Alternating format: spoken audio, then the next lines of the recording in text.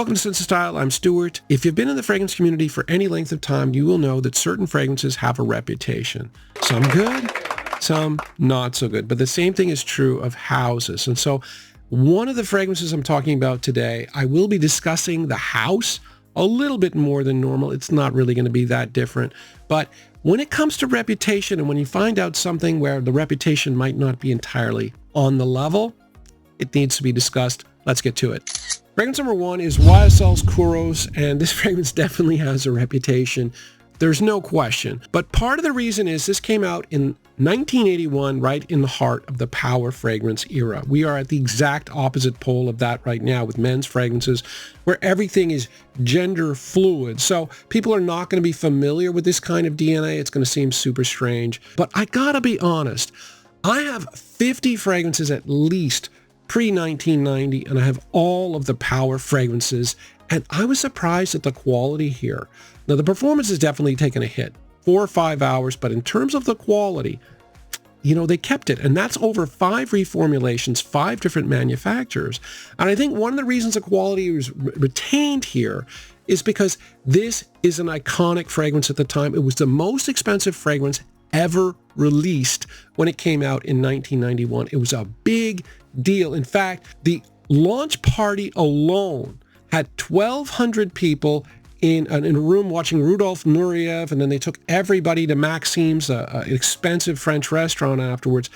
The launch party cost over $1 million Canadian for a launch party. So yeah, they weren't messing around. So this fragrance has some real heritage, and I think that helped keep the quality intact. This was also Pierre Bourdon's first fragrance, and he's made some absolute classics. And it's interesting that he learned something here that you could apply to some of his other classic fragrances, things like Green Irish Tweed, Millésime Impériale, Silver Mountain Water. You don't think of a connection between Kouros and them, and yet there is, because what he learned here was to have something heavy under something light. So the heavy notes here are honey, leather, musk, civet, really powerful, strong notes, but he put a ton of aldehydes in the top to retain some of the freshness. And I think that's one of the reasons why I do like it, because even though it's super heavy, unlike some of the other power fragrances that I've tried, there is a light quality to it. And so yeah, you wouldn't think that this has anything in common with Silver Mountain Water, and yet it does. If you watch the channel regularly, you know that I like to do a lot of research, and every now and again I come across something particularly interesting, and when it comes to the context of reputation, I do have something to share. So today I'm talking about Green Irish Tweed from Creed. Now, Green Irish Tweed has a good reputation and certainly deserves it. The House of Creed, on the other hand, the reputation's pretty good, but a lot of the stuff that it is built on, yeah, it's fraudulent. A lot of it's made up. There's a book I read recently called The Ghost Perfumer, and it's all about the House of Creed and the myths that they tend to create. And I think if you're in the fragrance community in a deep way, or if you're in the industry, you'll know a lot of these, but the average person isn't aware. So for instance, the logo has 1760 on it. And if you read some of the documentation on their website or on Fragrantica or any of the other fragrance encyclopedias, you'll see that they claim to have made fragrances going back to the 1700s. They made a fragrance for Queen Victoria and George III. None of that information is verified. In fact, the book claims that their first fragrance they actually can prove was made in the 1970s. Now, they did make clothing, in particular tailoring for men, going back to the 1700s, but their claims are that they're making fragrances as well. Very specious, just not true.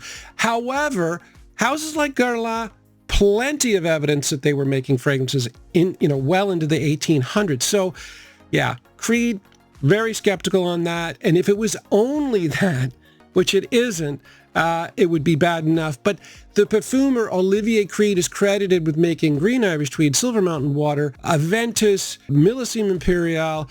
The book claims that the real perfumers are the ones you will see listed alongside Olivier Creed, and that, he's just there to give the house some cachet. The actual perfumer for this case, for Green Irish Tweed, Millésime Impériale, and Silver Mountain Water, is actually Pierre Bourdon. But when it comes to Green Irish Tweed, this truly is a groundbreaking fragrance more than any other. Your fabric softener, your laundry detergent, all of those things borrowed the scent that was created by Bourdon in this fragrance, and he applied The rule that he learned when he made Kouros to this, he had something very, very light on top of something heavy. In this case, he had 3 aroma chemicals. 2 of them had a citrus fruity like explosion, and the other one was a lot of violet leaf, and he put the chemicals in crazy numbers to make it very, very light on top, and then the heavy notes underneath, the iris, the musk, the sandalwood, that remains. So yeah, it's odd to think that Kouros and Green Irish Tweed have something in common, but the overall construction, they do.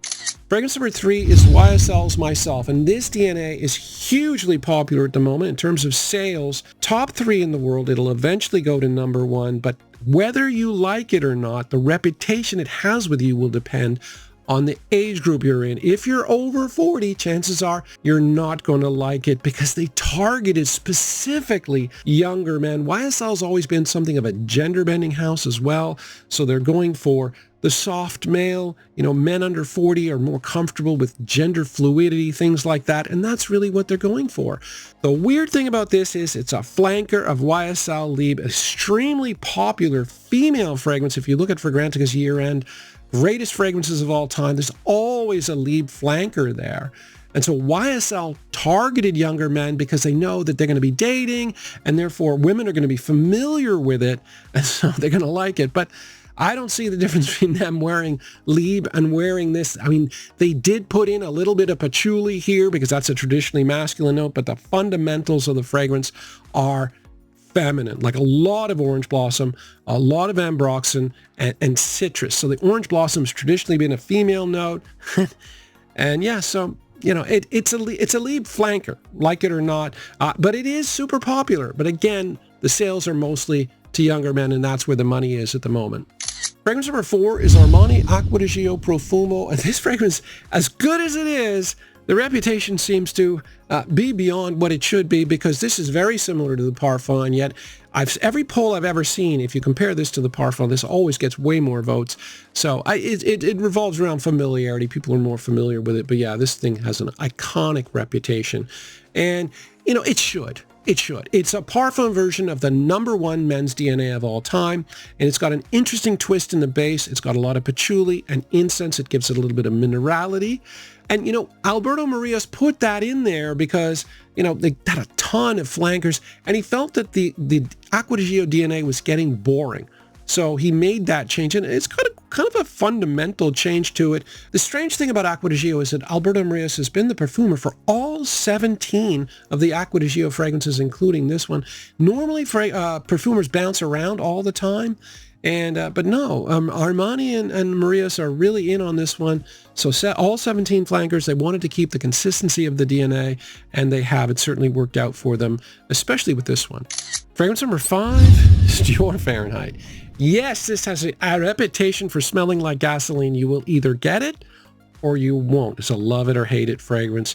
The origin of the gasoline came from Jean-Louis Suzac, one of the perfumers here. He had worked on a fragrance called Belle Amie from Hermès. It was an earthy, very leathery scent, or at least had facets that way, that gave off a faint whiff of gasoline. Now, at the time, Dior had a contest informally among all the top perfumers. Jean-Claude Ellena from Hermès actually submitted a fragrance, but he did not win. So people were generally being pushed. And so one of the things Suzac did was he took that faint whiff and he ramped it up to, 11 or 20 or whatever. Like, he went crazy with an aroma chemical that at the time was used for violet leaf called Folione. And so ramped it up crazy amounts. So heavy violet leaf, and that led to a very, very strong gasoline smell. And they chose it, and it worked. Now, the unfortunate thing, if you have a newer bottle, and I don't have an old bottle, is the chemical used, if Folione, you only use a quarter of the amount that they used back in the day. However, the one good thing is, apparently you had to wait a while before you got the gasoline effect in the original. Now you get it right away because I know people really liked it. But yeah, it's so different. It's really out there. I'd love to smell an old-fashioned, like a real vintage bottle of this to get the full effect of the gasoline, because I really do like it, and a lot of people do. Fragrance number 6 is Old Spice, and this fragrance definitely has a reputation of smelling old-fashioned, smelling like grandpa. The DNA, no question, has been around for a really long time. It came out in 1938. What you're getting here is a lot of cinnamon. You're also getting a floral element with carnation, but carnation is also quite spicy. Then you've got additional nutmeg. So spicy floral is really what you're going to get. The problem that I have with people saying this smells like grandpa is that 6 years after this was released, people stormed the beaches at Normandy. And if you're in the military, guaranteed you're going to be shaving regularly. This was a very common aftershave at the time.